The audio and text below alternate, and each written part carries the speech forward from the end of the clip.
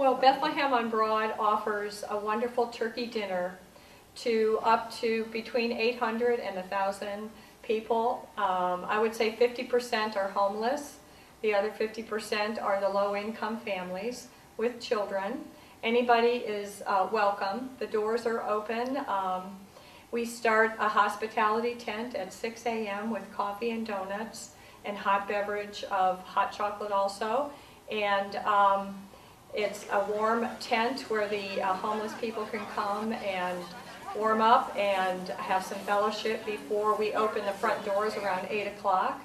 And people will register and get a number, and then they go into the congregation where there is music and some entertainment, and about 11, between 10:30 and 11 we will start calling numbers, and we can serve up to about 75 people at a time downstairs into the fellowship hall.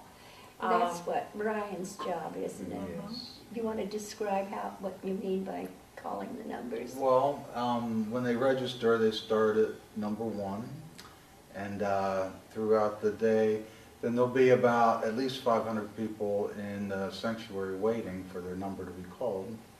And we call 0 through 50 first, and then 50 through 75, and on throughout the whole day until everybody's served. And we have shifts of volunteers, and you do an orientation for each group of volunteers, about 2-hour shifts, are there? It's 3 now. 3 hours now. I want to just tell them about the grace. Yes. What happens, we have each shift is 3 hours, 11 to 1 and 1 to 3, 1 to 4, excuse me. And we have an orientation, and with 28 volunteers that run each shift.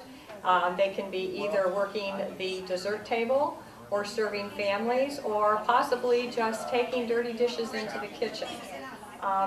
One of the very special things that I think we do here, instead of serving on a paper plate, is everybody is served on china with silverware, and we have people working in the kitchen doing dishes, people serving the plates, people serving our guests, and they can have as much food and stay as long as they want.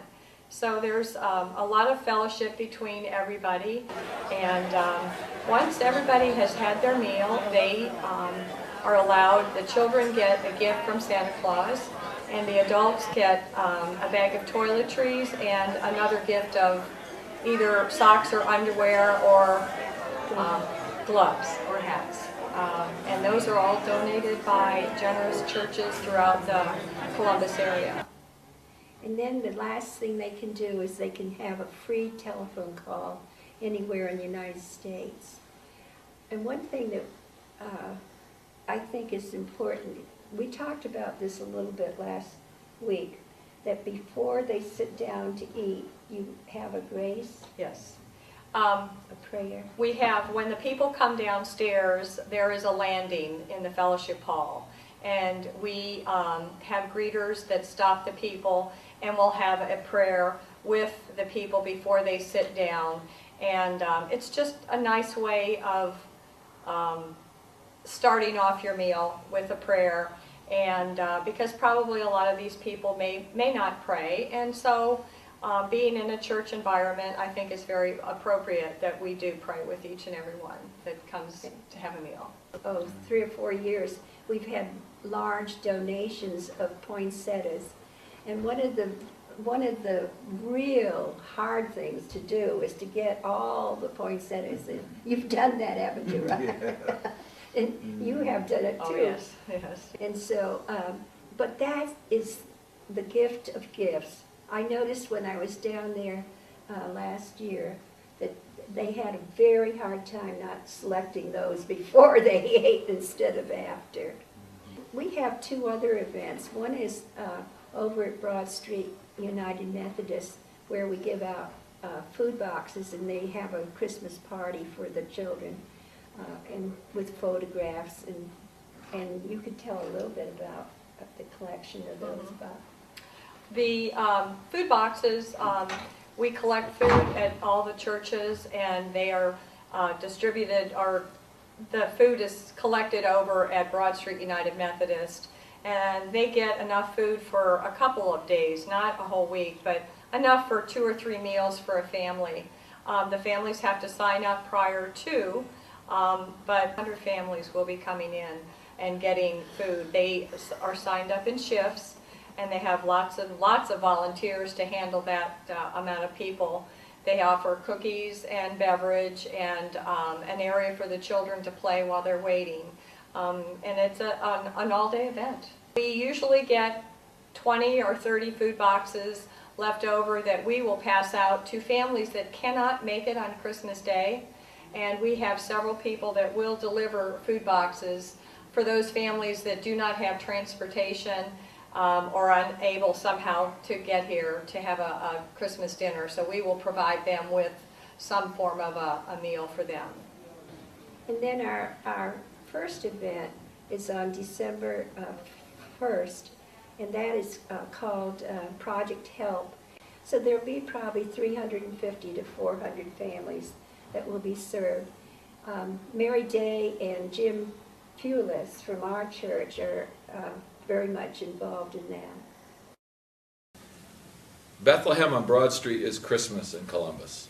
It's Christmas comes to this place, but most importantly it comes to the city because of our lean and because of the Spirit of Christ that is in all of the volunteers of Bethlehem on Broad Street.